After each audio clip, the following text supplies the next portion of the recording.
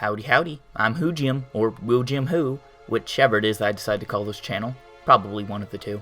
And today, I wanted to talk about something that I've seen a lot of discourse in the Doctor Who community about, and that is to do with Russel T Davies' encroaching new era as a showrunner of Doctor Who. That is the topic of spin-offs. You see, back in the first Russel T Davies era, or RTD era as I'll be calling it for the rest of this video, spanning the first 4 seasons, we got 2 brilliant little spin-offs, or at least, mostly brilliant. Trust me, it gets better after that. These spin-offs were Torchwood and the Sarah Jane Adventures. Torchwood spun off from the mysterious organization we saw in the series arc for Season 2, despite this new team also having very little to do with the first. They say it's a different branch, but just down to the crew sizes and the wildly different base, it's, sure. This spin-off show followed Captain Jack Harkness, who had last been seen in the Season 1 finale, Parting Ways, where he was promptly left behind by the Doctor in the far future, stuck in a space station with a bunch of corpses, unable to die himself. Sounds like a jolly fun romp. The spin-off follows his escapades with the brand new Torchwood team we meet, consisting of 4 other members. 5 if we count the pterodactyl, but I don't even think Chibnall counted him. Oh yeah, did I mention Chibnall wrote for the show? He was basically the showrunner, and that his episodes are actually good? Why couldn't we have gotten this kind of quality with his era? Whatever. Then there's the case of the second spin-off, the Sarah Jane Adventures.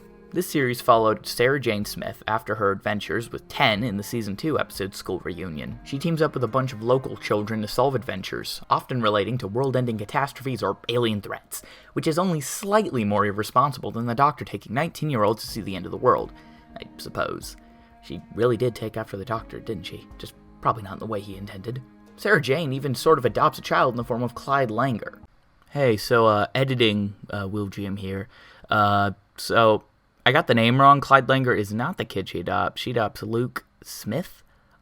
Pretend that every time I say Clyde Langer for the rest of this video that I'm saying Luke, because I don't want to re-record all that, because I'm lazy. So, yeah. Either way, both of these series began in 2006 and would run until 2011, with Torchwood getting 4 seasons and Sarah Jane getting 5. These shows even overlapped into the Moffat era a bit, with Miracle Day directly contradicting the events of the Series 6 arc. But try not to think about that part. But the question is this: if RTD is coming back, will the spin-offs make a return as well?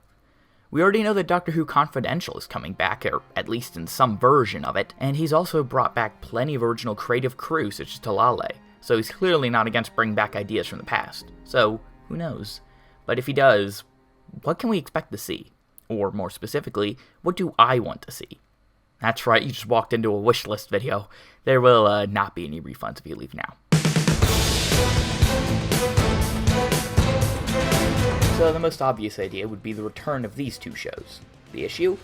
The leading actors in both are either blacklisted or unfortunately passed away. Rest in peace, Elizabeth Sladen. Now that doesn't mean they're completely off the table. Torchwood already had a rotating cast of sorts. Doing a season starring Gwen as the main lead could be an interesting spin. Have her foster a whole new Torchwood team maybe. As for Sarah Jane Adventures, this one is a little tougher, given the show is literally named after her. But another show of a similar style we could see would be one focused on a grown-up Clyde, which I have seen passed around a lot. The biggest issue with bringing these back now would be just reintroducing them to the public, mainly for the potential Clyde Langer show.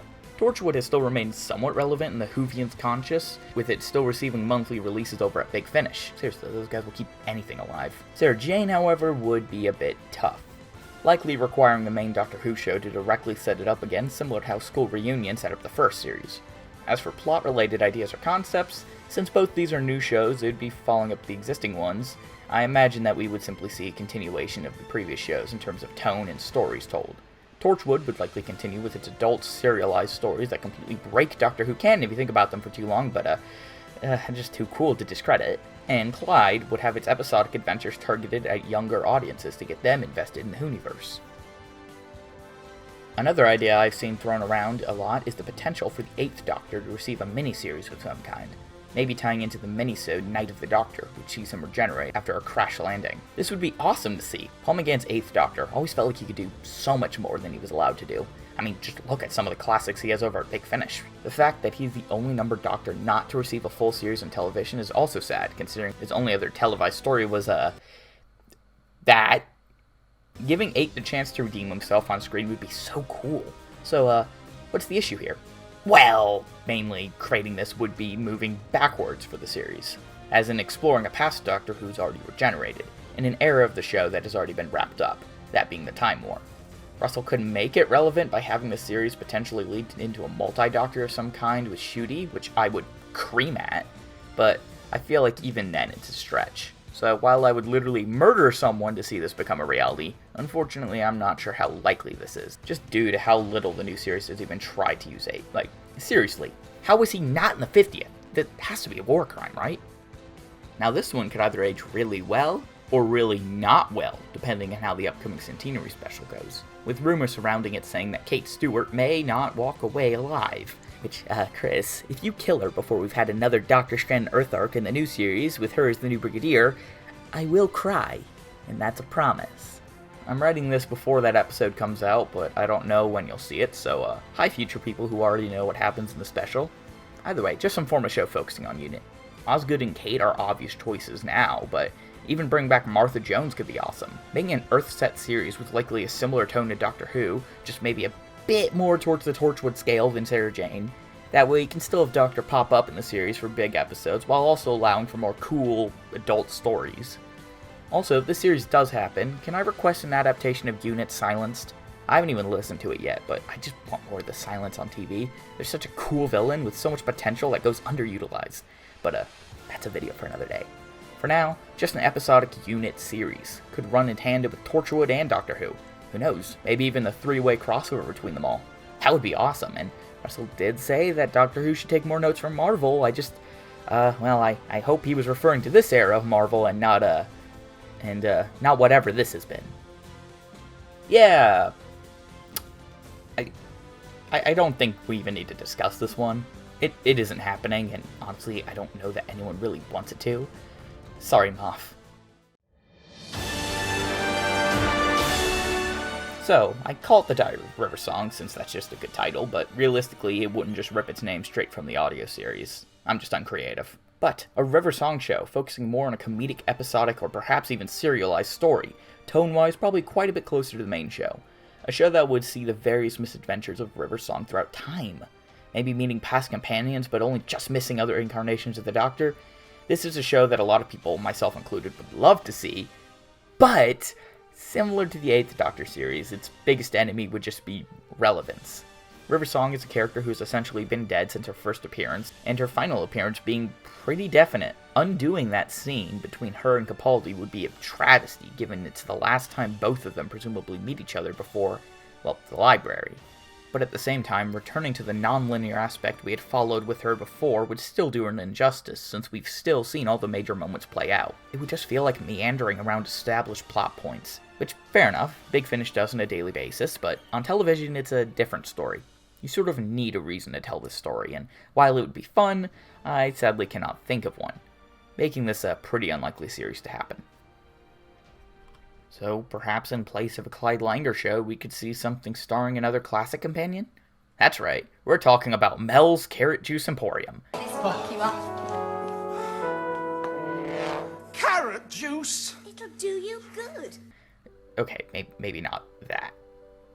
But the idea of seeing a classic companion return and receive their own show is very possible, with Romana and Ace seemingly being the most popular choices. But of these two, I think that Ace would be the more likely, given her reintroduction in The Power of the Doctor. Russell could also introduce her in the first season and set up a potential show. Only issue here is, what would it be about? We've already suggested so many Earth-set adventures in Torchwood, Clyde, and Unit, so I doubt we'd see 4, and if Russell had to choose an Earth-set adventure, I am remiss as to why he would choose Ace rather than one of the team shows or a follow-up to the previously cancelled Sarah Jane adventures. While I'd love to see it, especially with Sophie Aldred's upcoming return to the series, I really cannot think of a proper reason to make this show aside from, it would be pretty cool. Yeah? So, what does this leave us with? Well, if I were to rank these series based upon likelihood of happening, I'd put it at Torchwood, Unit, Clyde, Ace, 8th Doctor, and lastly, The Diary of River Song. Of course, there are way more things I could have theorized about. I mean, how cool would a Missy series be?